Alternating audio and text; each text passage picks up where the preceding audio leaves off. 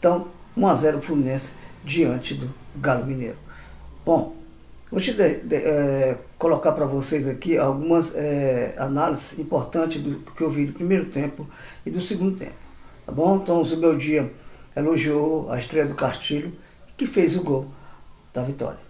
Por que eu digo isso? Porque a maior contratação da história do Fluminense, Castilho, tinha entrado várias vezes no lugar do JK e não tinha correspondido à expectativa do torcedor.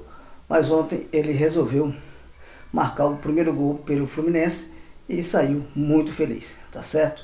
Então, o que aconteceu foi o seguinte: o Zubeldia resolveu mudar a escalação do Fluminense, colocando na lateral esquerda Arana e na lateral direita o Guga.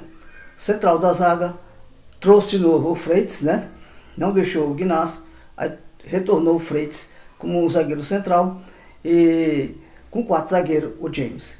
No meio campo, o tripé formando Luca Costa, Martinelli e Erros, e no ataque a estreia do Castilho, né, como centroavante, e Savarino e Canóbio. O que se viu no primeiro momento foi um Fluminense bastante ativo, com as efetividades de jogadas que saem do meio campo, da defesa, meio campo e ataque, fazendo as circulações de bola, tanto para o lado esquerdo como para o lado direito, como também para as infiltrações do Castilho. Pois bem, nessas jogadas, o Fluminense conseguiu fazer uma troca de passe da direita, onde o Guga acertou um belo cruzamento que foi diretamente na cabeça do Castilho, ou seja, ele se deslocou, saiu do zagueiro e cabeceou muito bem, né, na saída do Everton, né, balançando as redes do Galo Mineiro. Pois bem, isso foi um momento especial do Fluminense no primeiro tempo, onde teve o gol. Depois o Fluminense recuou um pouco mais, onde o Galo sempre vinha com as expectativas do Hulk chutando gol, cruzamentos, enfim, tá bom? Esse detalhe é importante porque o Galo é um pouquinho mais diferente do que foi o Galo do ano passado, um Galo mais consistente na defesa, no meio campo e também no ataque, né, com as investidas do Hulk. Só um detalhe, o nosso sistema defensivo ainda falha em algumas bolas aéreas. O que eu percebi ontem foi que o James, na hora de cabecear, ele perde posicionamento, às vezes até do cruzamento, tá certo? Não tem o tempo de bola necessário para cabecear. Muitas vezes ele antecipa demais o tempo de bola e aí pode ser fatal. Como foi fatal contra o Vasco, quando ele perde o tempo de bola, né? E o Spinelli faz o gol nas suas costas. Mas ontem teve esse detalhe que o Fluminense ainda tem que corrigir com bolas aéreas. O Freitas é aquele que todo mundo já conhece, né? Quando é 8, é 80. Então o Zubeldia gosta dele e coloca para jogar. Eu faço uma pergunta aqui para vocês. Quando o Zubeldia vai colocar o outro zagueiro para estrear? Quando é?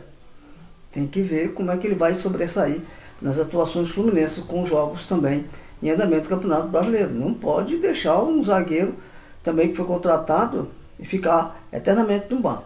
Tem que colocar para estrear, para ver como é que vai se apresentar, como é que vai atuar diante da torcida tricolor. Então, esse foi o primeiro tempo, tá certo? 1 a 0 Fluminense.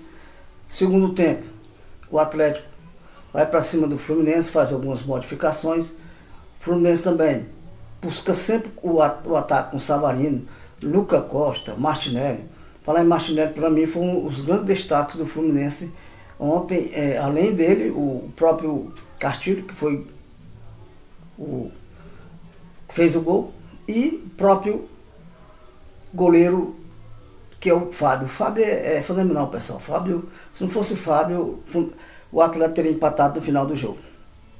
Pois bem, então, mas ontem, o que deixou um pouquinho mais apreensivo, o que eu analisei, que eu estava prestando atenção muito no jogo, foi a atuação apagada do Luca Costa. O Luca Costa não acertava um chute, não acertava uma troca de passe, não acertava um passe assertivo para os nossos companheiros, nossos atacantes.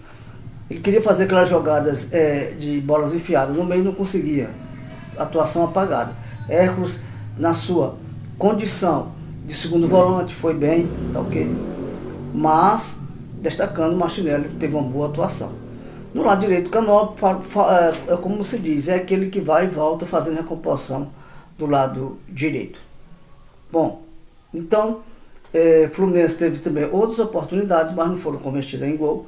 O Atlético cresceu na partida, fez modificações. O Fluminense também fez logo fez 4 modificações, né? 4 substituições, tá bom? Só para garantir mesmo a vitória. Mas percebi que se ele faz essas substituições mais cedo, o Fluminense teria crescido mais na fase final da partida, né? Se ele tinha feito mais antecipação essas substituições, o Fluminense teria crescido mais. Já fez já depois de 35 minutos, né? Tá bom? Então, precisa o Fluminense, só um detalhe, mas precisa o Fluminense ficar atento às jogadas aéreas, que muitas vezes ainda é um ponto falho para o Fluminense. Tá certo? É isso que eu percebi.